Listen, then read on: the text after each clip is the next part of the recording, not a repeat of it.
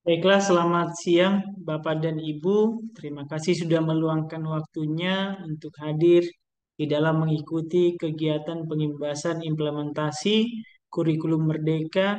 Dan topik yang saya akan sampaikan atau paparkan pada hari ini tentang bagaimana penerapan dari kurikulum Merdeka untuk jenjang tingkat SMP.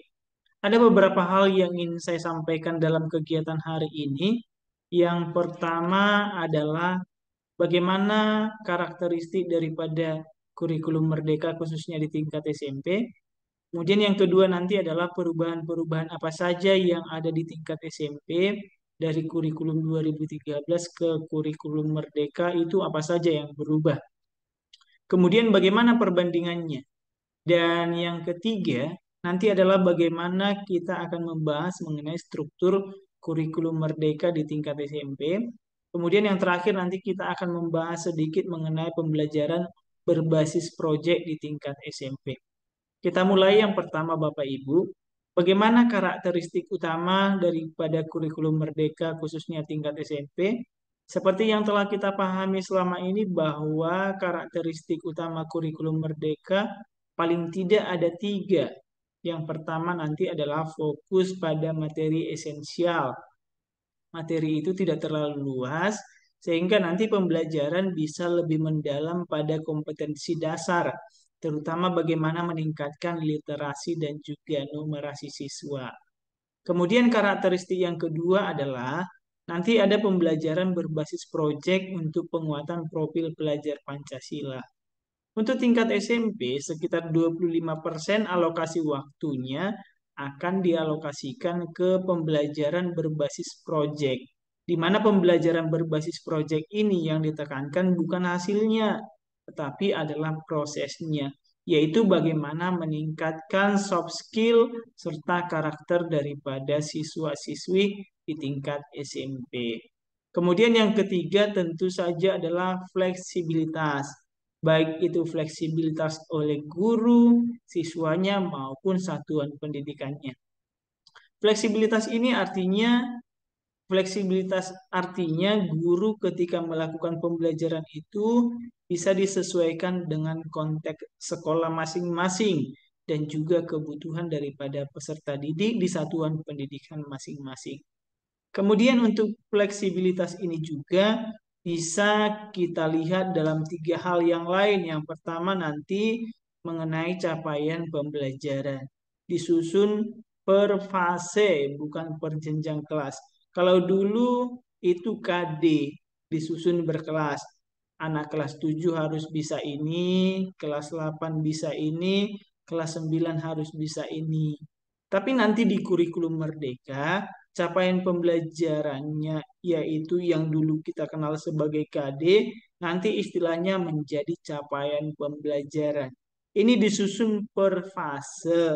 Dan kebetulan di tingkat SMP itu hanya ada satu fase, yaitu fase D.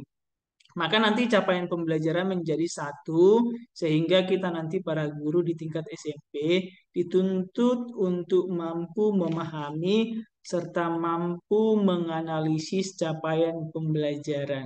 Sehingga nanti di breakdownnya itu untuk mencapai tujuan pembelajaran, dari tujuan pembelajaran itu nanti dibuat sebuah alur tujuan pembelajaran. Bagaimana caranya nanti akan kita jelaskan. Kemudian fleksibilitas yang kedua bisa kita lihat dari jam pembelajarannya itu disusun per tahun, bukan per minggu. Kalau dulu matematika misalkan ada 5 jam pembelajaran per minggu, ya selalu 5.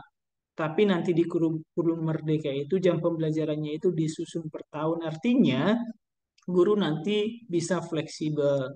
Bisa jadi semester pertama nanti ambil 6 jam, kemudian nanti di semester kedua 4 jam. Yang terakhir nanti untuk pendekatan pembelajaran di tingkat SMP pun nanti dibebaskan. Kalau dulu tematik itu hanya ada di SD atau di PAUD, nanti misalkan untuk SMP pengen nih untuk menerapkan tematik juga dipersilahkan. Atau dengan cara mengintegrasikan antara pelajaran juga dipersilahkan. Atau yang sudah berjalan yaitu berbasis mata pelajaran juga dipersilahkan. Sekali lagi, untuk kurikulum Merdeka ini hadir bukan untuk mempersulit, tapi memberi peluang supaya membuka kesempatan bagi Bapak Ibu di dalam satuan pendidikan yang terbiasa berinovasi, yang terbiasa ber- berkre- berkreativitas, bukan untuk mempersulit. Tapi pemerintah hanya membuka ruang untuk kita berinovasi. Kemudian pembahasan selanjutnya adalah ada beberapa hal yang berubah di jenjang SMP. Apa saja? Paling tidak ada tiga. Yang pertama, matpel PPKN itu berubah nama menjadi Pendidikan Pancasila.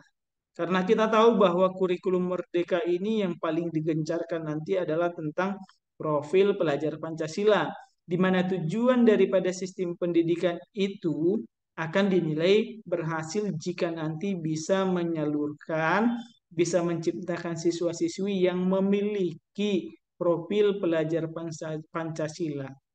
Makanya nanti PPKN akan diringkas menjadi pendidikan Pancasila. Sehingga mata pelajaran Pancasila itu bukan sekedar teoritis, tapi bagaimana anak mampu mengamalkan, mampu memahami, dan juga mampu mengamalkan dalam kehidupan sehari-hari. Kemudian yang kedua nanti yaitu terkait dengan informatika akan menjadi pelajaran yang wajib. Kalau di dalam kurikulum 2013 kemarin itu informatika itu menjadi salah satu mata pelajaran pilihan. Nah, kalau di dalam kurikulum Merdeka saat ini untuk informatika itu menjadi mata pelajaran yang wajib. Nah, informatika itu berbeda Bapak Ibu dengan TIK. Mapel informatika itu lebih luas artinya. Dan TIK itu adalah salah satu bagian yang dipelajari di dalam eh, informatika. Kalau kita berbicara mengenai TIK, ini lebih ke arah bagaimana kita menggunakan software yang sudah ada. Misalnya bagaimana cara kita mengetik di Microsoft Word, di PowerPoint, bagaimana kita mengedit gambar, mengedit video, atau bagaimana kita menggunakan HP untuk menggunakan smartphone itu biasanya masuk di TIK. Tapi kalau di informatika itu lebih kepada penyiapan siswa untuk menghadapi era industri yang sering kita sebut sebagai era industri 4.0, yaitu seperti conventional thinking. Kemudian juga di informatika itu anak-anak akan diajari bagaimana cara menganalisis data, bagaimana membuat sistem jaringan komputer, hingga nanti ke tingkat programming. Kemudian siapa yang berhak untuk mengajari informatika? Mata pelajaran informatika SMP itu dapat diampu oleh guru yang memiliki kualifikasi akademik sarjana atau sertifikat pendidik di bidangnya.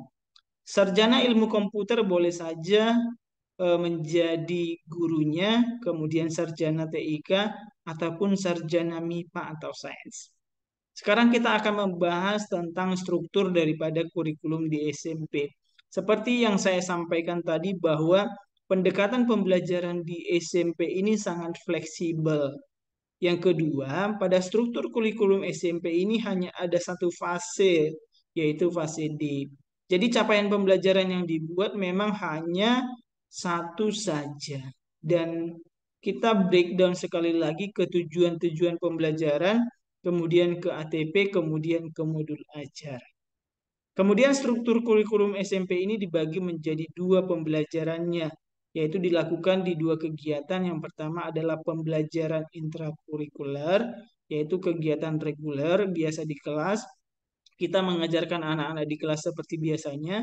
Kemudian yang kedua adalah pembelajaran berbasis proyek. Apa itu pembelajaran berbasis proyek? Nanti di kegiatan berikutnya kita akan bahas. Tujuan utama daripada proyek ini adalah bagaimana menguatkan karakter-karakter siswa, khususnya yang berkaitan dengan profil pelajar Pancasila nanti yang dilakukan secara fleksibel, baik secara waktu maupun konten. Kalau alokasi yang digunakan adalah jumlah seluruh waktu di dalam proyek dari semua mapel itu tidak harus mengacu kepada capaian pembelajaran secara konten. mata pelajaran. Jadi nanti setiap mapel itu 20% akan dialokasikan ke dalam proyek. Misalkan matematika ada 5 jam.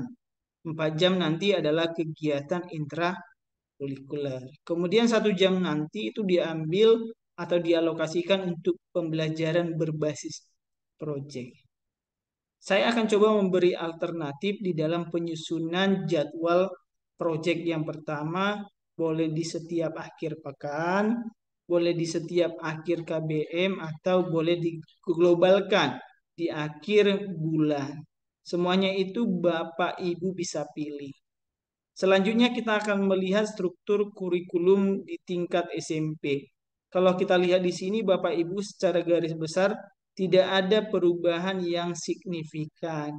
Hanya saja ada beberapa perubahan sedikit. Yang pertama mengenai mapel PPKN. Itu nanti istilahnya dari dari PPKN jadi pendidikan Pancasila. Kemudian nanti di informatika sekali lagi menjadi mapel wajib. Kemudian mapel prakarya nanti menjadi salah satu pilihan di mapel seni dan prakarya. Kalau dulu di kurikulum 13 kan ada mapel seni budaya dan juga prakarya. Dulu termasuk di dalam pilihan mapel pilihan. Di setiap 25 presentasinya itu nanti akan dialokasikan ke dalam pembelajaran proyek. Yang terakhir yang saya ingin bahas atau singgung mengenai pembelajaran berbasis proyek. Nanti untuk tingkat SMP itu dilakukan minimal 3 kali dalam 1 tahun dan bisa memilih 7 tema. Tapi kalau untuk tingkat SMP itu ada 6 tema yang disediakan oleh pemerintah. Bisa gaya hidup berkelanjutan, kearifan lokal, bineka tunggal ika, bangunlah jiwa dan raga, dan juga lain-lain.